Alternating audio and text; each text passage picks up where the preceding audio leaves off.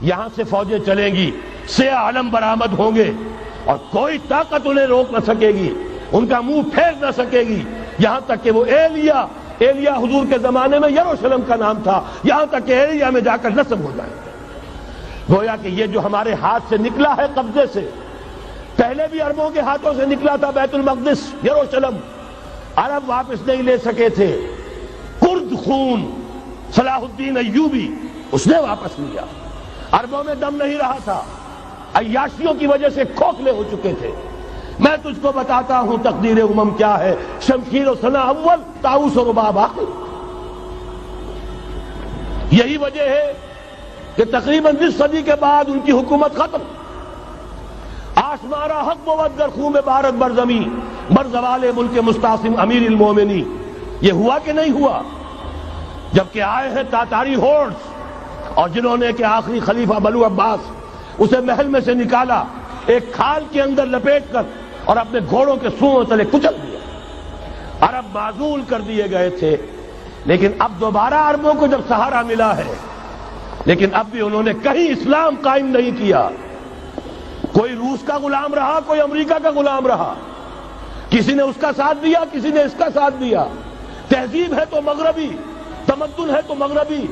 وضع میں تم ہو نصارہ تو تمدن میں ہنود، یہ مسلمان ہیں جنہیں دیکھ کے شرمائے یہود۔ یہی معاملہ جب ان کا ہوا تو اب اللہ تعالیٰ کی طرف سے ان کے اوپر وہ عذاب کی بھٹی گرم ہونے والی ہے۔ لیکن اس کے بعد پھر یہاں سے جائیں گے وہ جو ان کی مدد کریں گے، اور یہ ایلیا کو واپس لینے والے یہ مشرق سے چلنے والے لشکر ہوں گے۔ یہ اسی علاقے میں جب انقلاب آ جائے گا، یہ علاقہ خراسان اور پاکستان، جب یہاں نظام خلافت قائم ہوگا، یہاں سے اسلام کی توسیع ہوگی، اور یہاں سے جانب مشرق ہند اور جانب مغرب یہ جو یہودیوں کا سیلاب آ رہا ہے، ان دونوں کا مقابلہ کرنے کے لیے انشاءاللہ العزیز، ورنہ یہ اصابتان جو ہے ایک حدیث میں جمع کرنے کی کوئی اور حکمت ہو نہیں سکتی، ورنہ تو ہندوستان پہ کئی لشکر آئے ہیں، لیکن یہ کہ در حقیقت اسی وقت جبکہ عالم عرب میں وہ بھٹی دہکے گی،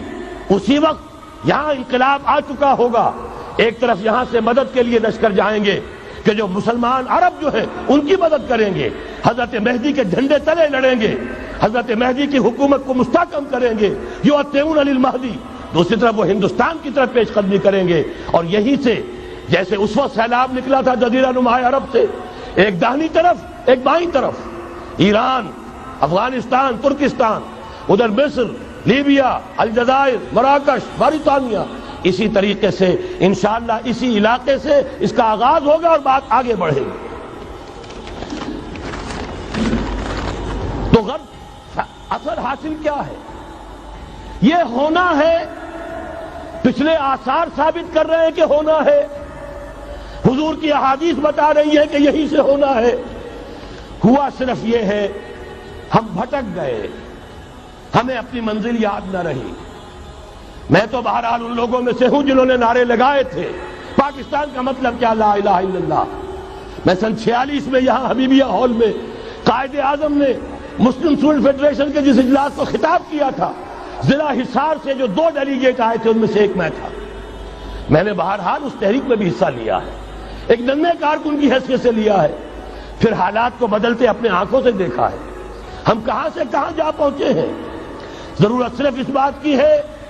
کہ آج ہمارا حال یہ ہے، ہماری قیادت، ہماری سیاست ان لوگوں کے ہاتھ میں ہے کہ وہ فریب خوردہ شاہی کے پلاح و کرگسوں میں